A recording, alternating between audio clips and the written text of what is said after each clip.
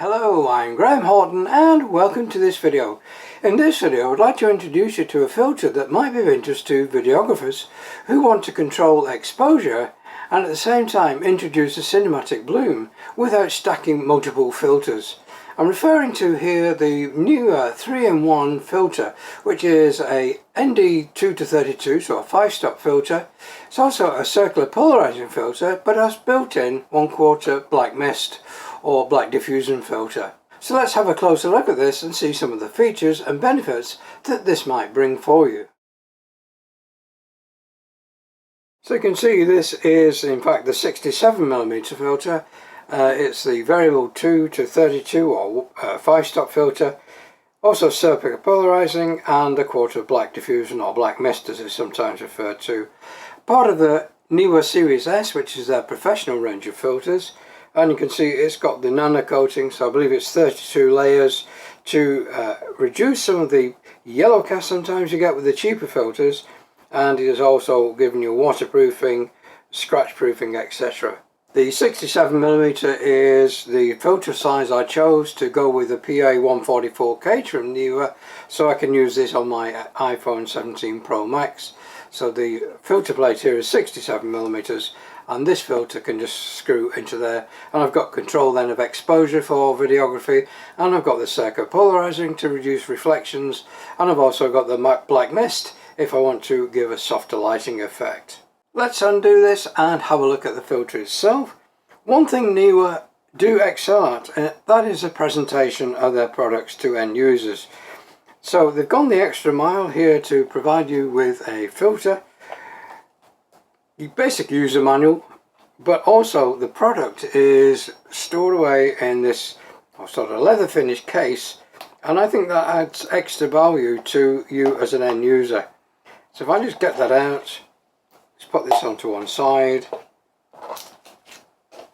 So we've got this leather finish case with nice stitching around the outside, two-tone, which is really nice and very well presented.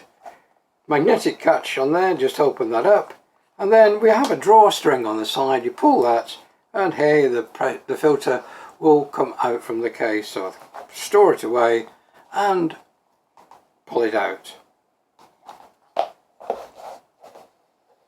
So this is the filter itself. It's the 2-32 ND or 1-5 stop, and that is indicated on the outside rim of this filter. You can see here, if I slacken that down, we've got a notch here in the rim of the filter with a little arrow, and in that notch you can see there we've got the 1, which is 1 stop or ND2.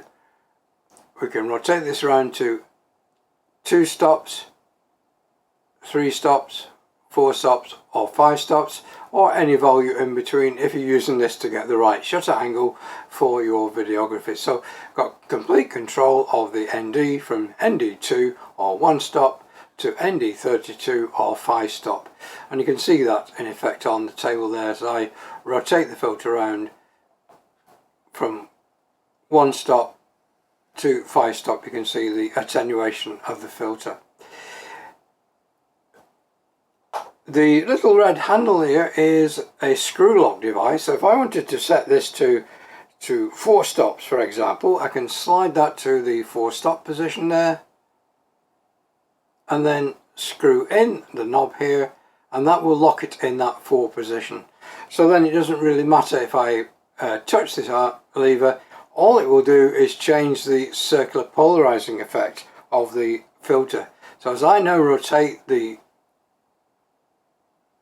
filter itself, all that's doing is turning the circular polarizing filter effect of the filter.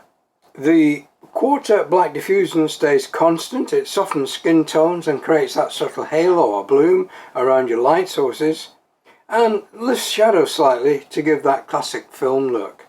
So the 1/4 black diffusion layer stays constant. It's baked into one of the layers of glass of this filter. It softens skin tones, it creates a subtle halo or bloom around light sources, and slightly lifts shadows to give that classic film look. The variable ND, the 2 to 5 stop outer ring, allows you to rotate from ND2 to ND32, and this is the most common range for video, allowing you to maintain a wide aperture such as f1.8 or f2.8, even in bright daylight, to keep your depth of field shallow. This filter has those hard stops at either end of the travel, so you don't get the dreaded X-cross if you go beyond the minimum or maximum, which is sometimes plaguing some of the cheaper filters. The nano coating on here is 30 layers of multi-resistant coating, so MRC, makes the glass water repellent, oil resistant and scratch resistant, which is crucial if you're using this for outdoor shooting. It's optical glass, built with high definition optical glass, minimises the yellow-green colour shift often found in some of the budget filters. It's got a very slim profile, and it's made from aircraft grade aluminium and is engineered to be thin enough to avoid vignetting on lenses as wide as 16mm on full frame. So if you like, the advantage of this filter is the fact that it's a 3-in-1 all combined. Gives you a very slim profile, so you're not stacking multiple filters, but that does come with a caveat that if you wanted to change back to a plain shot without that black mist, you're going to have to remove this filter and include your own ND2-32 filter. So this is a built-in special filter, if you like, for those occasions where you want to introduce a halo to your shot to give that lift to your shadows to create a cinematic look, but does come at that expense that if you wanted a clear shot without that halo, you're going to have to remove this filter, as it can't be removed from this pack itself. So this being the S series of filters, it eliminates stacking, and stacking often causes ghosting and vignetting, so this keeps the filter as close to your main primary lens as possible to overcome those ghosting and vignetting effects that you sometimes get when you stack multiple filters. Let's have a look now at some of the images and video I shot with this device to show you some of the effects you can achieve. If you've got light sources in your image, then you'll find you'll get the halo effect. The quarter black mist obviously gives you a little bit more than the eighth mist. Just depends on the look that you're looking for, but quarter to half is probably the limit you would want to use to get this bloom on your coloured light sources. Circular polarizing filter does work. It's a very weak circular polarizing filter in my examples.